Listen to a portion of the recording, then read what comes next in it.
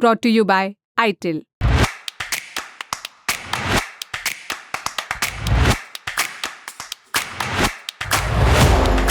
Success की कहानियों और परफ्यूम में एक चीज तो कॉमन है।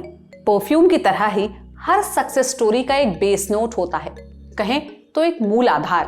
किसी ने मेहनत को बेस माना तो किसी ने किस्मत को, कोई अपनी तरक्की की वजह दुआओं को बता गया। लेकिन आज बात एक ऐसी कहानी की जिसका बेस नोट मैनिफेस्टेशन है। इस कहानी में टाइम मैगजीन के कवर पेज पर छपी तस्वीर है, ग्रैमी और ब्रिट्स जैसे म्यूजिक अवार्ड्स हैं और है अखबारों की हेडलाइंस। पर यह सफर इतना आसान तो था नहीं। कहानी की शुरुआत तो हुई थी 1992 के एक युद्ध से, जब बोन्जिया से भागकर एक जोड़े ने लंदन में शरण ली।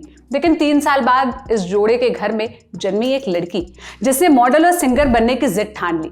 मंजिल तक पहुंचने के पहले रास्ता लंदन और बार्स के रेस्टोरेंट से गुजरा, जहां वेट्रेस की नौकरी करनी पड़ी।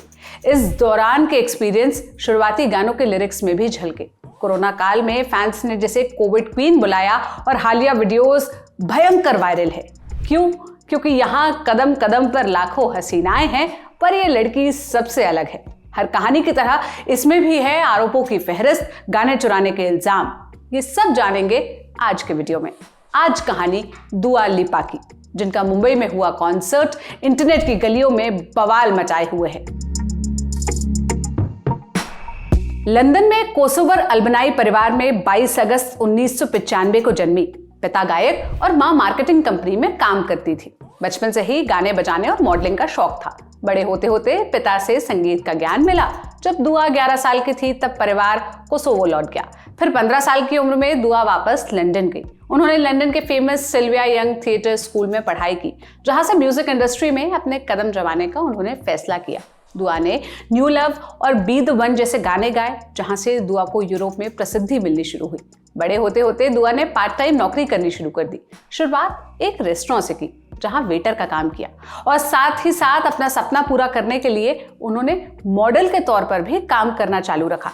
इस बीच दुआ ने यूट्यूब और साउंड क्लाउड, जो कि एक म्यूजिक स्ट्रीमिंग प्लेटफॉर्म है, उस पर अपने गाए गाने और कवर पोस्ट करने शुरू किए। साल 2013 में, माने जब दुआ की उम्र महज 18 साल थी, तब उन्होंने एक एजेंट के साथ डील साइन की। फिर अगले साल वार्नर ब्रदर्स के साथ एक और रिकॉर्ड डील साइन की। देखते ही देखते दुआ के म्यूजिक करियर ने इंडस्ट्री में कदम जमाने शुरू कर दिए। साल 2015 में दुआ ने न्यू लव और बी द वन जैसे गाने गाए, जहां से दुआ को यूरोप में प्रसिद्धि मिलनी शुरू हुई। दुआ लिपा 7 बार ब्रिट और 3 बार ग्रैमी अवार्ड जीत चुकी हैं। साल 2017 में दुआ ने अपना सेल्फ टाइटल एल्बम रिलीज किया।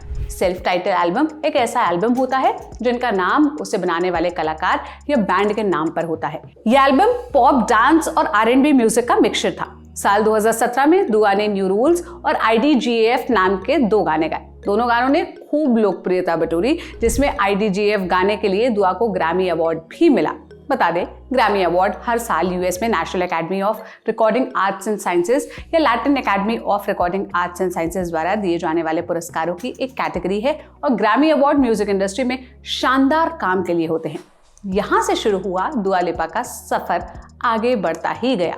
कभी सर्वश्रेष्ठ नए कलाकार के लिए अवार्ड मिला, तो कभी ब्रिटिश फीमेल सिंगर आर्टिस्ट के लिए। दुआ लिपा के गाने पॉप, डिस्को और R&B का कॉम्बिनेशन है, जिन्हें सुनने पर आपको असल वाइब महसूस होती है। दुआ अपने गानों से लाखों फैंस के दिलों पर राज करती है। उनके गाने अक्सर प्यार, दिल टूटने और विमेन एम्पावरमेंट जैसे मुद्दों को तलाशते हैं। अपने फैंस से कनेक्ट रहना दुआ की खासियत में से एक है। अपने संगीत करियर से परे दुआ लिपा वर्ल्ड आइकॉन भी बन चुकी हैं। लाखों फैंस की भीड़, खचाखच भरे स्टेडियम, हर तरफ कैमरों के फ्लैश, लोगों का हुजूम और सबकी जुबान पर दुआ लिपा का नाम। उनके फैंस का मानना है कि दुआ कमाल की डांसर भी हैं।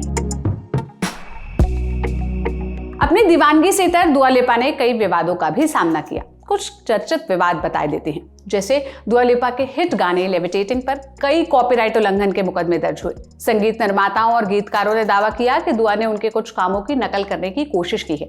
इन दावों के इर्द गिर्द कानूनी कार्रवाई भी चली। बाद में कोर्ट ने पर्याप्त सबूत न होने के चलते दुआ को इन सभी आरोपों से मुक्त कर दिया था। Greater Albania map controversy.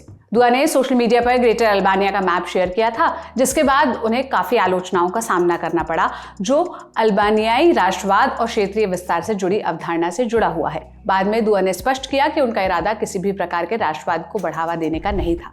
इसके साथ ही उन्होंने किसी भी तरह की ठेस के लिए माफी मांगी। लेकिन शोहरत, फैंस और दीवानों की दुनिया के इतर कुछ पुरातनपंथी भी हैं जिन्हें दुआ का संगीत शायद कम भाता है।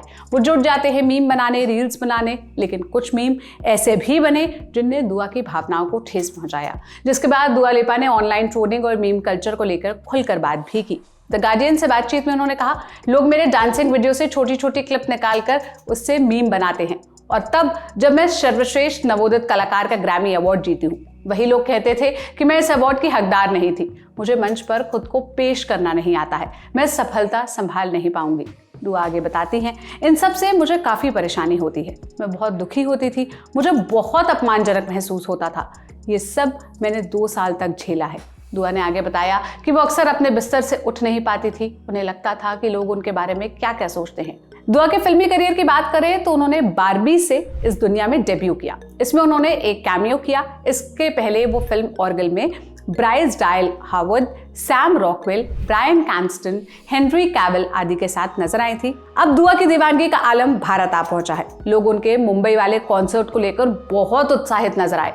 कहते हैं कि दुआ के कॉन्सर्ट के दौरान स्टेज के ऊपर से जहां तक नजर जा पाती है, वहां तक आपको सिर्फ फैंस ही नजर आते हैं। आपको दुआ के गाने कैसे लगते हैं? आप दुआ लिपा के बारे में क्या सोचते हैं? आप हमें कमेंट बॉक्स में जरूर बताइएगा।